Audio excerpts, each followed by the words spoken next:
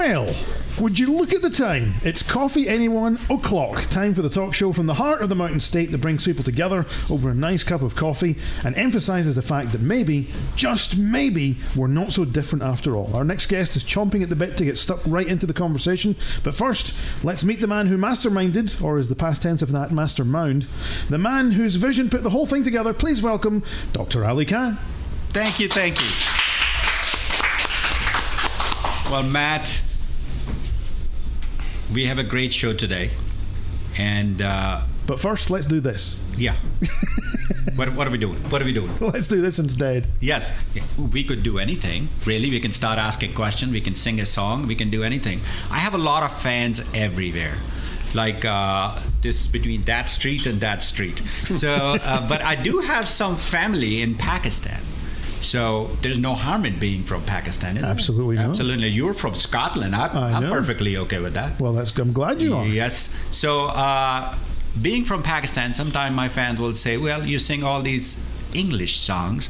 Would you like to sing a Pakistani song? Yes. Would you like to listen to one of those? I would love to listen to that. Okay. I'll even though a lot of people ask for it, I don't do it, but I'll do it for you guys. Okay? All right. है अपना दिल तो आवारा न जाने किस पे आएगा है अपना दिल तो आवारा न जाने किस पे आएगा हसीनों ने बुलाया गले से भी लगाया बहुत समझाया ये नहीं ना समझा ये एक I forgot. Never mind. Just get it. It's been a long time. I'm sure it has. It has been a long time. I tried some of it. I didn't want to go through the whole song. Right. Yeah, it could have been another 15 minutes or something. We don't have that kind of time. It was a good song. It was well executed. It was enjoyable. But Matt, where was the beatboxing? We thought you were going to be the beatboxer. I dropped the ball on that one. Oh, for goodness sakes. Anyway, shall we get going with the show? Yes, absolutely. So, big question for you. You're running for the city council. You ran for House of Delegates before. Yes. Why the change? Well, I had planned on running for House of Delegates again this time. And initially, when I ran the first time, it was because I saw a lot of things happening at the state level that impacted my work. There were a lot of drug policy issues that were being completely mismanaged. And so I ran at the state level because the things that are important to me seemed to happen at that level. What happened here was locally, I'm trying to find a polite way to put it, but put it as you, no bad words, but you can say it. Yeah. But there were some things here that started to turn into a whole crap show. Right. And so, and this community is important to me. I mean, I love Buchanan. I moved here for the first time in 1985. I just turned 18. And have left a couple times for employment reasons, but always come back. And this is basically my hometown. I've lived my entire adult life here. And that's largely because I think this is the best place to live in West Virginia by far. It is. And I just really hate to see some of the negative things that are starting to come out. Intolerance, as we start to make social changes and become more accepting of people who aren't necessarily like us. What I'm hoping is the death throes of bigotry start to flare up. These people become more animated and for some reason over the last couple of years have become more emboldened to speak publicly and say things that normally would not have been acceptable in polite society, but now it's perfectly okay to go back to using racial slurs to threaten people physically. And this town's so important to me that I thought I needed to get in there myself. Because a lot of the people that face those sort of things, that face discrimination, that face hostility, they put up with it their whole lives, and some of them are tired of fighting. Some of them know that if they fight back, it'll get worse for them. And I think the city needs somebody that'll take a punch in the mouth for them and keep fighting, that isn't afraid to stand up for somebody who is not the city, I think, needs people to stand up for others who can't fight for themselves. And I'm that guy. I have fought for people who are marginalized and dehumanized for years. And it's just another opportunity for me to do that. Absolutely. That's great. That's fantastic. Now, you have come under a lot of negative press or criticism about your needle exchange program. Tell us a little bit about it and why is it important to you? Okay. Well, it's not ours. We just host it at our facility. Right. And really, it's a program that operates for 2 hours a month in Upshur County. Right. Most of the resistance to it, we're kind of unique. There's some other areas in this town or in this state that had some resistance, but here locally, it's based in fear, not facts. There's hundreds and hundreds of peer-reviewed studies done all over the world for decades that all show that these programs are effective, that the fears that people have don't materialize. Not in my backyard. How do you convince them that this is important for everybody rather than not in my backyard? There's some people that are never going to be convinced. I think we swing some people by actually doing it, by being bold and implementing these programs, even when some people who aren't well informed object, so that they can see that these fears of theirs aren't going to materialize. I've talked to law enforcement on at least a weekly basis, and I have not found one law enforcement officer in this community who's told me that there's more needles being found now than there were before the program started.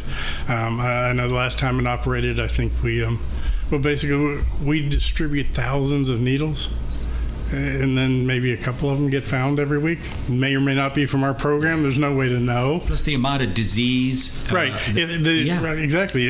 The odds are if a needle is found in this town, that needle is safer to handle now because it's less likely to carry a communicable disease. It's less likely to be infected with HIV or hepatitis or anything else. And it's not just the people who are actually using the drugs, but sometimes, let's say somebody has HIV, and with a sexual contact, they can transmit to somebody who had nothing to do with using the needles. Right. So you are actually saving lives, saving the cost over there by doing these things, and it's very commendable. Right. There's some communities in this state that are showing huge spikes in HIV and hepatitis transmission.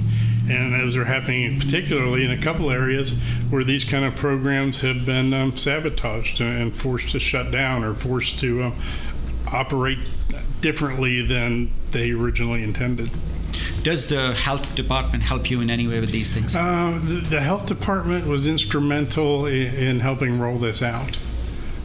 So it is actually set by health department. It's not something that you're putting out there that people are afraid that Matt is destroying our community. Yes, the health department initially established this program. The harm reduction program that operates here is actually operated by Milan Pushkar Health Right. Okay. From Morgantown. Well, they're statewide. They're running these harm reduction programs in multiple counties because we don't necessarily have at this time the resources to do that. So they provide the funding.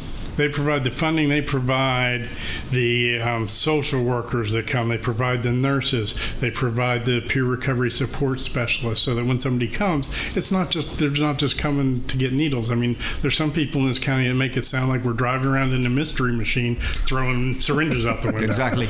And that's not true at all. These people have contact with somebody in recovery, with a social worker, a therapist, and a nurse every time they come, so that we can encourage them or offer other recovery services.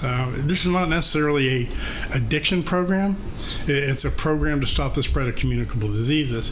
But again, all this research shows that somebody who participates in one of these programs is 500% more likely to eventually enter a recovery program because they have that contact. They get to know us. We have people that I've met because they come to exchange syringes, and they see me in the street now and they'll talk to me, and we can encourage them to come to. This is all science-based. Oh, yeah. This is not something you're pulling out of the air and saying, okay, we're going to do this. There's a lot of people involved. Science is behind it. Health department is behind it. It's not just a Matt Kerner thing. Matt Kerner may be helping us out in this community, but it's not just your thing. Correct. There have been hundreds of peer-reviewed studies done all over the world over a 30 or 40-year period. And fortunately for people who don't want to read, because that's not good reading unless you really want to fall asleep. It's not entertaining to read these studies, but the World Health Organization compiled hundreds of them into one 64-page document that explains the in and outs. It says this is what everybody was afraid of. Didn't happen. This is what they're afraid of. Didn't happen. And it explains things. There were people when we were going through the town halls here, just introducing it, who would say things like, well, you're giving them everything they need. You're giving them a cooker and syringes and tourniquets. You're giving them everything that they need. Well, no, we didn't give them addiction. They got that on their own. Right. And so we're giving them everything that could possibly be involved or could contact blood through the injection process. Now, Matt, you have some great ideas. These things are science-based and everything. How do we convince, the whole idea of this program is that we sit down with a cup of coffee, and even if we have differences, we start getting along together. How do we convince some of these folks to actually listen to the science, listen to the facts, and and I have seen one other thing out there is once you have addiction happening in your family, suddenly Matt is your friend. But how do you convince them? Boy, we're working on that. It's a slow process. First, we just need a fundamental agreement that we believe in science. Right. There's some people, I've actually had people, one of them at one of the harm reduction town halls, when I said, well, here's a copy of this 64-page report if you'd like to read it. No, I don't believe in science. But this is what I know. And then they start Googling stuff on their phone. I'm like, dude, that your phone is sending a message to outer space to a satellite, and it's sending the message back, and that happened through science. So, you believe in science when it's convenient, but, when it's something you don't agree with or you don't understand. Now, sometimes I am surprised, I would say, how is it different than the health department passing out condoms to prevent sexually transmitted diseases? How is that different? I feel that it's the same idea. You might see a few of those things laying around. Does that mean we stop passing out those prophylactics? You're exactly right. It is exactly the same thing. And I remember sitting in these town halls and hearing people who were opposed to it and thinking that same thing, that this is exactly the conversations that were happening. We won't go into how many years, but it's been a few years since I was in high school, and those conversations were happening. Oh, if you hand out condoms, you're just you're encouraging to have sex. Well, it'll be protected sex. Right. And unwanted to think that it wasn't going to Yes. And to think that it wasn't going to happen anyways is unrealistic. We heard those same arguments. Oh, well, you're just if you hand out all this stuff, more people are going to use, and that comes from people that really don't understand addiction. I don't know one person. I know thousands of people who are in recovery, and I don't know one who said, when you talk about how their addiction progressed or where it started, I've never met anybody who said, I was just sitting around and somebody handed me a syringe, so I thought, well, I need to go find some heroin now. Yeah, nobody, if it was available, I would go out there. Yeah. You have some question? I'm just enjoying this conversation so much. I'm enjoying the conversation. You reminded me of a quote from a guy's a poet called John Cooper Clarke, who spent 10, 12, 14 years addicted to heroin. And he came out of it all. He was, not in the shape that he was in the 70s and 80s, but, a bit more bedraggled and a bit thinner. But someone said to him, what is addiction like when you're getting high on heroin? What's it like? He says, first it's fun, then it's not, then it's hell. And that's the only thing I can think of is these poor people who are addicted to stuff. It's not something that they want to do. It's not something that they're willing to keep on doing. It's something that they have to do in order to survive in their mind. Right, yeah, absolutely. It's nobody ever went to their guidance counselor in 7th grade, and their guidance counselor said, "What do you want to be when you grow up?" And they said, "You're a junkie, because that looks great." Right. Yeah. What a life. And it's hard to explain to people how powerful addiction is. And I think that the best way I've ever come up with trying to explain that to people who don't have that experience is to explain that we all experience cravings. Yeah. You don't notice a craving, though, if it's fulfilled. And right now, we all have a craving to breathe air. Right. Everybody here. And there's plenty of room. Even with the huge studio audience, there's still plenty of air for us to all breathe, so we don't notice that craving. Yeah. But if somebody came up behind you and put a plastic bag over your head, you would suddenly notice that you had a craving to breathe air, and you would do anything to get one more breath. Yeah. And that's what it's like to be addicted. It's, people think that it's a choice. It is absolutely not a choice. And some people try to explain it away simply by just saying it's a disease, which it is, but it is a really complex biopsychosocial problem. Mm-hmm. There are physical differences. There's physiological differences in the brain structure of addicts. Yeah. So we respond differently. I mean, we hear people all the time, well, that person made a choice in the beginning. In the beginning, you made a choice. Well, I know that my addiction was triggered when I was 12 years old, and I snuck a couple drinks. Right. Mm-hmm. And so most people at 12 years old could sneak a beer out of their parents' refrigerator and be perfectly fine. But because of the differences in how my body processes that, it triggered the thing in me that makes me different than 90% of the people on the planet. Yeah. And even though it was a 4-hour drive home, it happened at a New Year's Eve party at a relative's house. We had a 4-hour drive home the next day. And even though I threw up the whole way home, I couldn't wait to do it again. Yeah. Because what happened for me was I was around all these people who I was a little uncomfortable around. I was the step kid, and I didn't feel wanted. And none of that was true. So a lot of environmental, genetic, psychological effects there. Yeah. But the minute I snuck those couple drinks, that went away, and the weight of the world was no longer on my shoulders. And these people that I didn't think that I was uncomfortable around, all of a sudden they're my best friends in the world. Wow. Yeah. And it's a coping mechanism. Absolutely. For a lot of people, trauma's involved. There's a higher correlation between childhood trauma and addiction than there is between diabetes and obesity. Yes. Good point. Yeah. Yeah, and we're actually trying to address some of that, not address addiction problems, but Shauna Jones is going to facilitate a weekly meeting for us for adult survivors of child abuse, because a lot of people are carrying that stuff around still. Oh, sure. Hasn't been processed, and it's still impacting their lives today. And if you let addiction take over your life, it's not just health issues; it's economic issues. Mm-hmm. It's a whole range of things. It can be a housing issue. If you're trying to get into public housing and you have a history of drug arrests, you're not going to get in. Right. That's awful. That's awful. How do you get somebody back on their feet if you're just going to create a situation where they can't get a job, can't get a house, can't do any of that stuff? Yeah, I mean, they're punished for the same crime on a repeating basis. That's awful. Yeah. That's awful. Well, it's a crime that really shouldn't even be a crime. Right. It's the only disease that we criminalize. Yeah. Right. I lost my dad and my stepmother in fairly rapid succession to cancer. My dad, about 4 years before he died, had a heart attack. They did a quadruple bypass. The surgeon came in and said, this is not an increased probability. The reason you had this heart attack is absolutely, without any doubt, the result of you smoking like a freight train for 60 years. Yeah.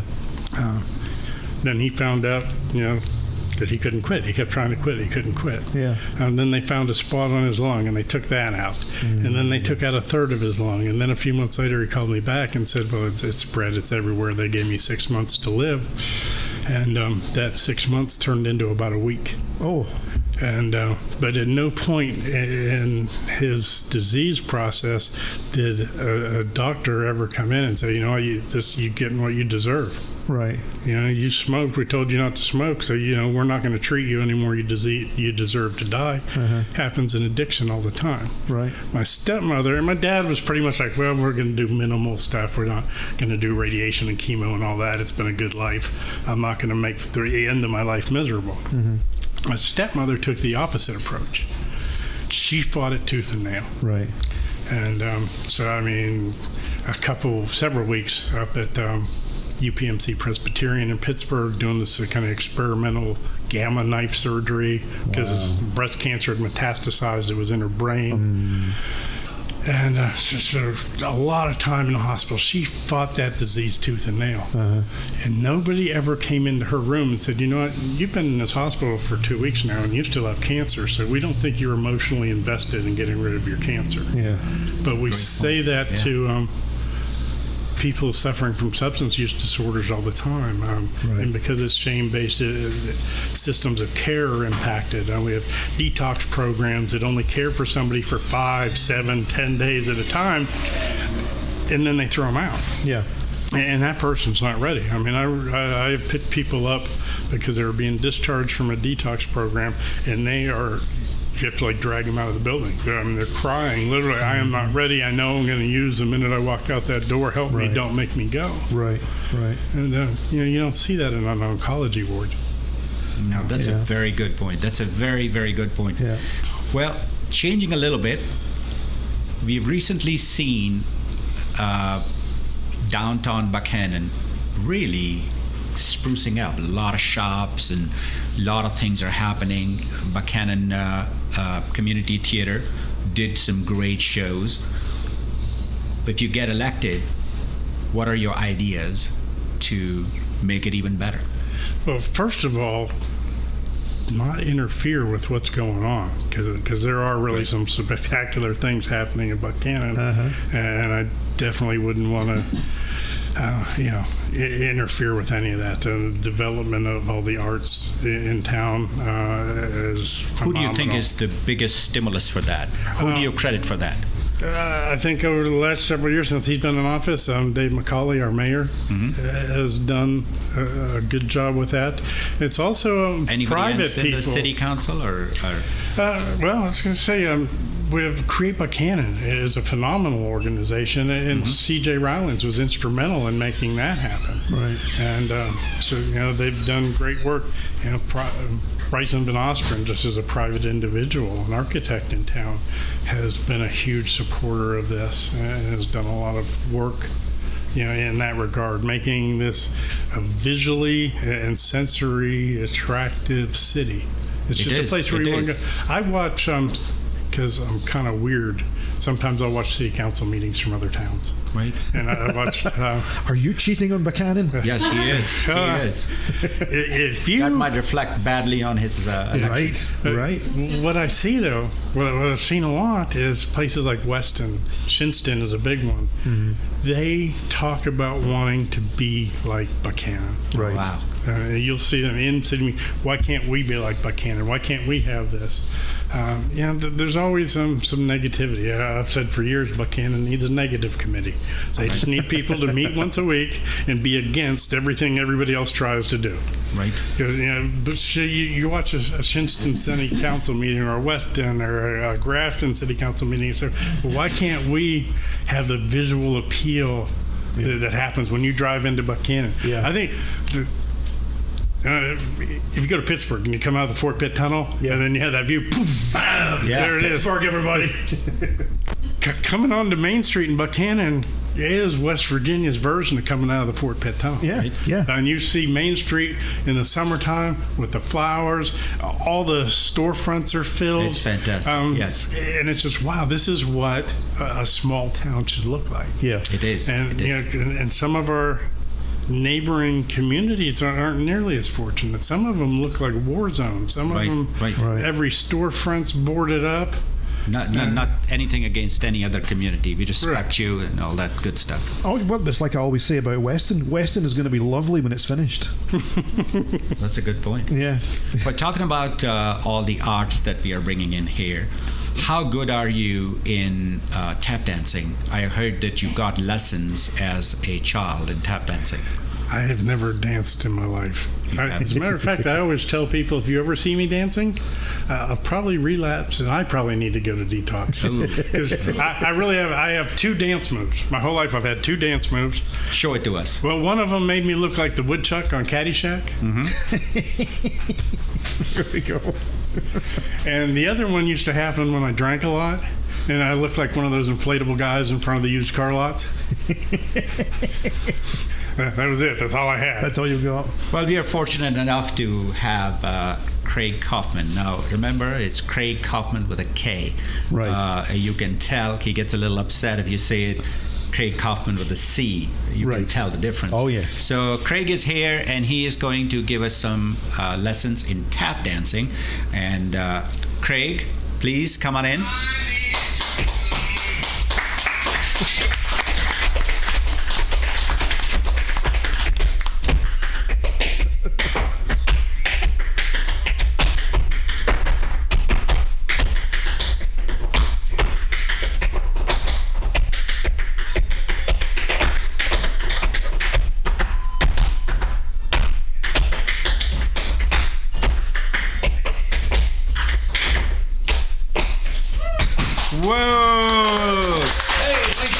Craig, my man. Guest Matt, thank you so much for sharing your story. It was very moving. No problem. So I gotta ask you, you're from Pittsburgh, right? I'm originally from Pennsylvania, the Uniontown, Pennsylvania area. I just wanted Kaufman with a K connected to the department store people.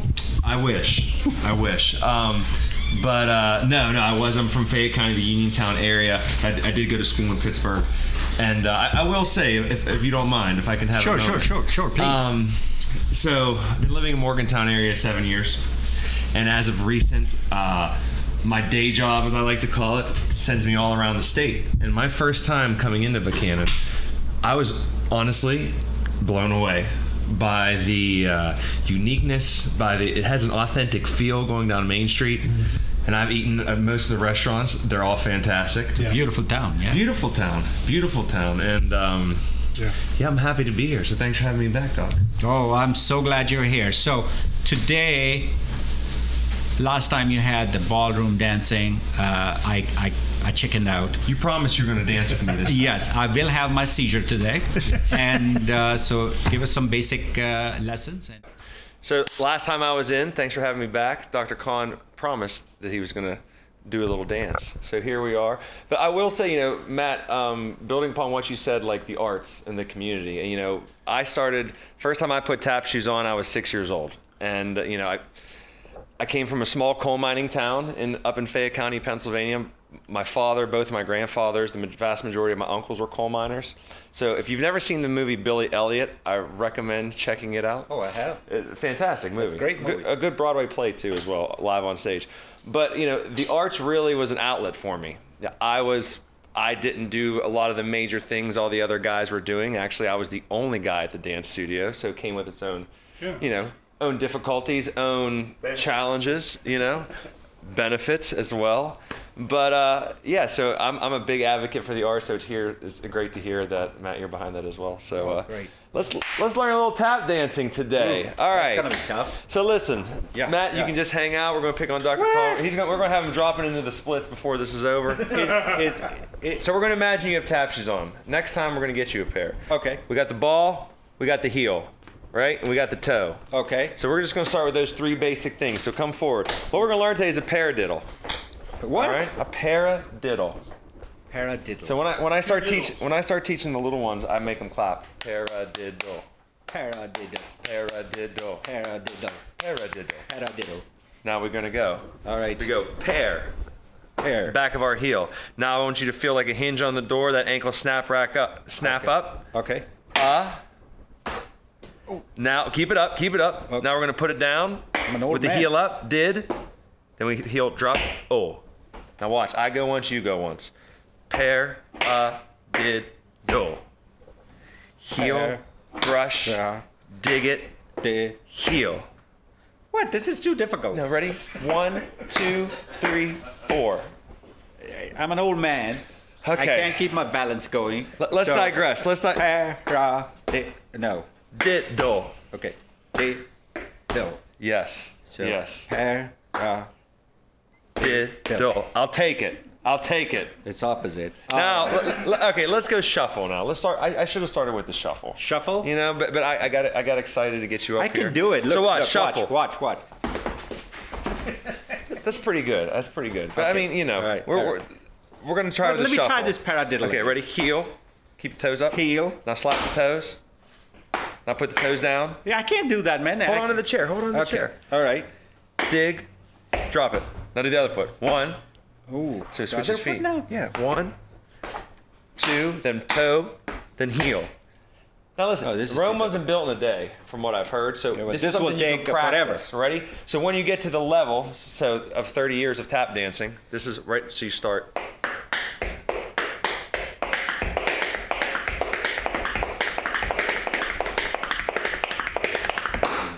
Paradiddles. Yes?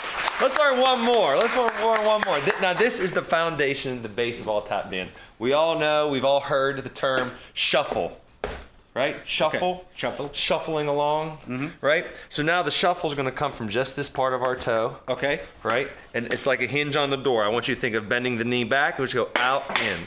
That's it. Shuffle. Shuffle, shuffle. Shuffle, shuffle, shuffle. Careful. Okay. Shuffle, shuffle, shuffle. I'm awful. Listen, you're not awful. You're not awful. With a teacher like me, we could build upon this. Okay. Shuffle. Shuffle, shuffle. Now let's try the other foot. We gotta have a balance.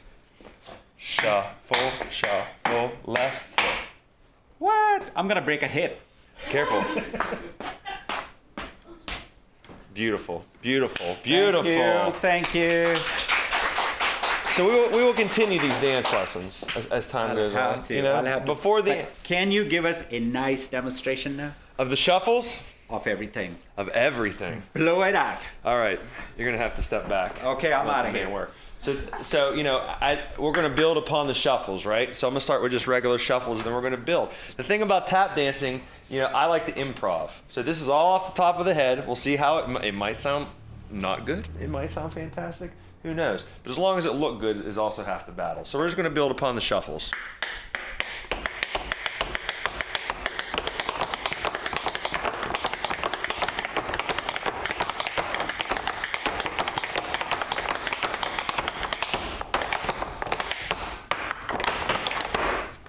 Wow.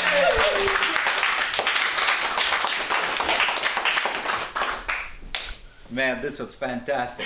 That's tap dancing with Craig Kaufman with a K.